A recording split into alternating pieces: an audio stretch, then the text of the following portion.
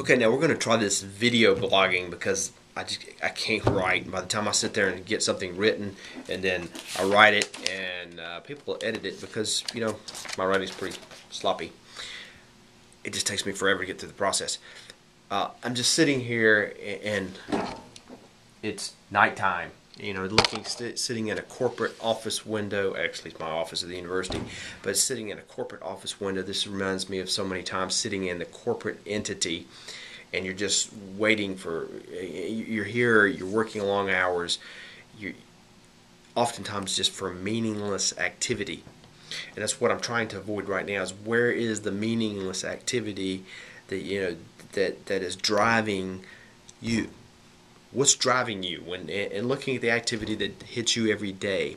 How much of that stuff that you do on a daily basis on your day job is just pretty much meaningless? You don't doesn't really add any value. Not only I don't mean to your life, but it doesn't add any value to the corporation you're working for.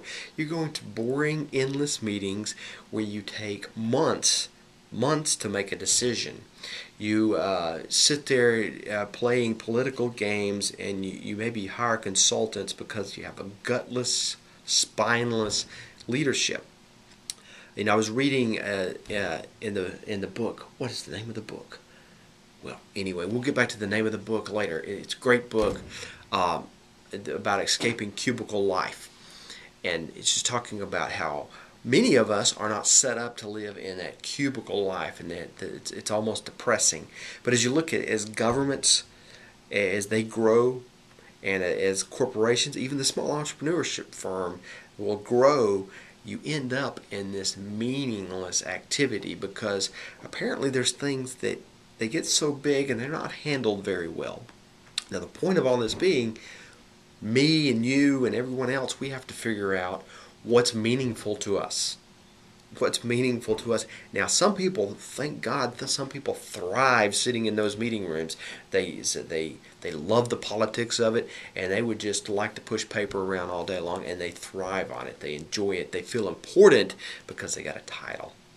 They maybe feel like what's being said in the meeting, that they're having a major influence on life. Now, and I'm not to say that some of that's not true. Corporations do amazing things.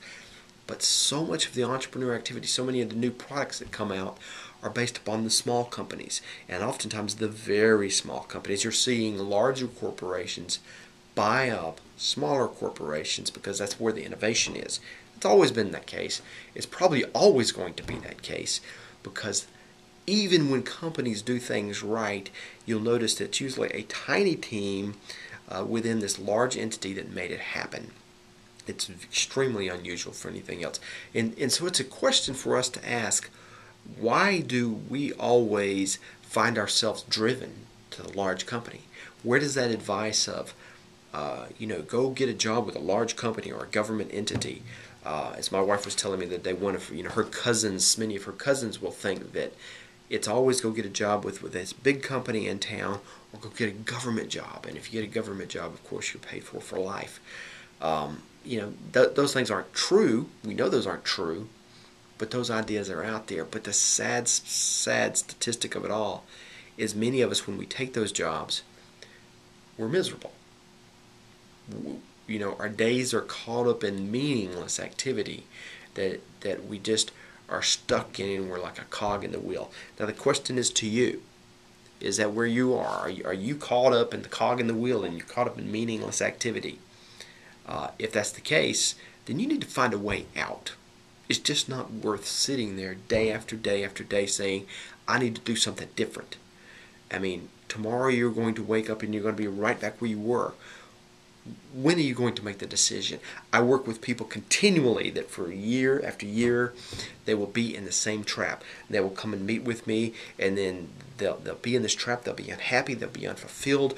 And all they'll complain about, all they'll talk about is the politics and the current job. And a year later, it'll be the same thing. The names may change, the names of the projects may change, the budgets may change, maybe their title has changed, maybe they've even changed companies, but they're in the same exact predicament. And this is the case of, these are talented people all of us have a talent. We're given a talent. Talented people who are wasting their days. I liken it to, it's like having a racehorse. Racehorses are spirited. You don't really want your children around racehorses because they're spirited. They're ready to go. They're ready for the gate to bust open and start to run.